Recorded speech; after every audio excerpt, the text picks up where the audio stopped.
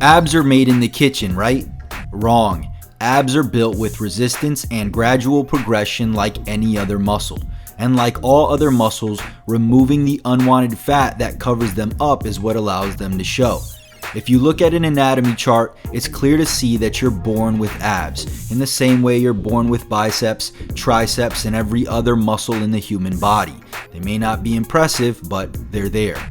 So whenever a so-called fitness professional tells you that abs are made in the kitchen, do me a favor and punch him in the face. Likewise, whenever some pot-belly powerlifter tells you that squatting and deadlifting is enough to build a solid set of six-pack abs, punch him in the face too. You see, the six-pack, or rectus abdominis, is a superficial muscle of the core. The key word here is muscle. Like any other muscle, the rectus abdominis can be hypertrophied, meaning you can build bigger, more developed abdominals in the same way you can build bigger pecs. However, just like you can't build a massive chest with nothing more than some push-ups, you won't develop neck-snapping abs from sitting in your room doing crunches every night. If you want deep abs that pop, there are two things that have to happen. For starters, you've got to understand the anatomy and physiology of the core. Once you understand what muscles are involved and, more importantly, what function they're responsible for, choosing the right exercises and how to perform them more effectively becomes obvious. Second, once you've got your 2 to 3 key movements, focus on progression. If you're performing the right exercises while gradually increasing the load, your abs will grow. In this video, I want to go over the basic anatomy of the core and its functions, and then I want to go over the only 3 exercises you need for building deeper abs that pop. The anatomy of the core. The superficial muscles of the core consist of the external obliques, the internal obliques, the rectus abdominis, and the transverse abdominis. Acting together, these muscles form a firm wall that protects your internal organs, and they help to maintain proper posture. They also aid in exhaling as well as to increase intra-abdominal pressure. That said, the actual functions of the core muscles are quite simple. First, they're responsible for stabilization of the spine. Thus, whenever we're flexing our abs to stabilize our posture during heavy compound lifts, we aren't just strengthening our core, we're also building the muscles involved. Second, and more obvious, the superficial core muscles are responsible for flexion of the spine. Think about a crunching motion where we're bending forward to flex the abs. And although the obliques are involved in stabilization and flexion of the spine as well, they also play a larger role in lateral flexion of the spine as well as rotation of the trunk, hence why we see gym goers performing endless amounts of side bends and bicycle crunches. Now that you understand what muscles you're targeting and what movement they're involved in, it's time to go over the best exercises for building a deeper, sharper six-pack. Heavy compounds. The first and most important movement for building deeper abs that pop are heavy compound lifts. Be it the squat, deadlift, overhead press, barbell row, or any other multi-joint movement that requires stabilization of the spine, these exercises alone, assuming you're progressing to heavier loads over time, will produce enough tension to hypertrophy the superficial muscles of the core. Let's look at a traditional back squat, an exercise where you're loading up the bar, placing it on your back, and utilizing core strength to stabilize the spine in order to maintain an upright position. Although this is primarily a lower body movement, there's no way you could go from squatting 135 pounds to 315 pounds without sufficient increases in core strength.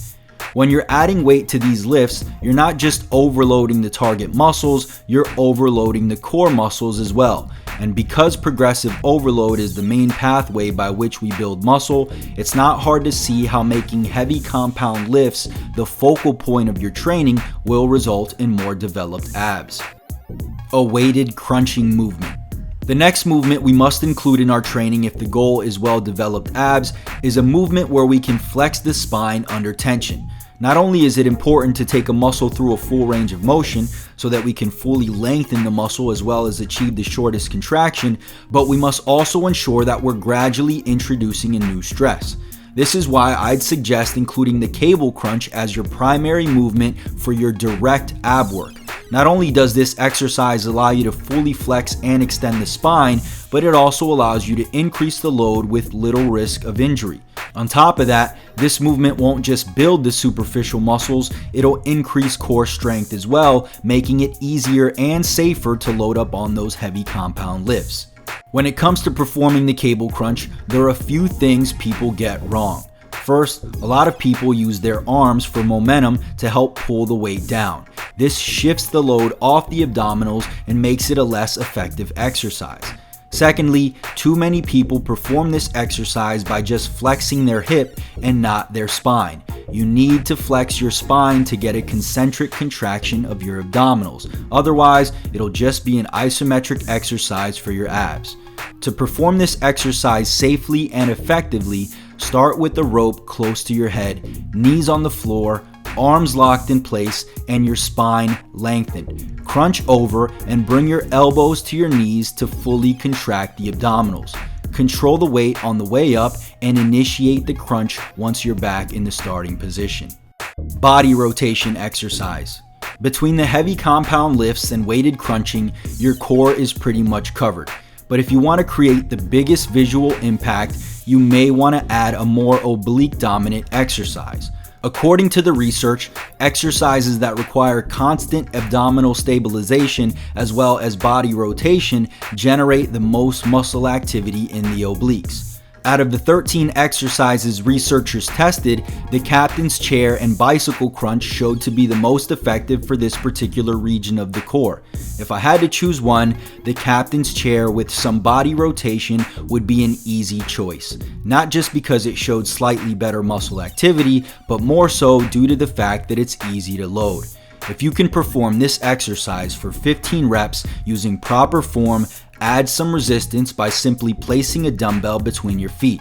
Continue using the same amount of weight until you're able to perform 15 repetitions with proper form, and then increase the resistance by another 5 pounds, and repeat this process gradually over time to ensure continuous progress. Now that you know exactly what exercises you should be performing, let's quickly go over ab training frequency. Like the calves, the abs can take a bigger beating than larger muscle groups, thus a higher frequency of training is acceptable. But you must also keep in mind that you're already training the abs a great deal by simply including heavy compound lifts throughout the week. So when should you train your abs directly?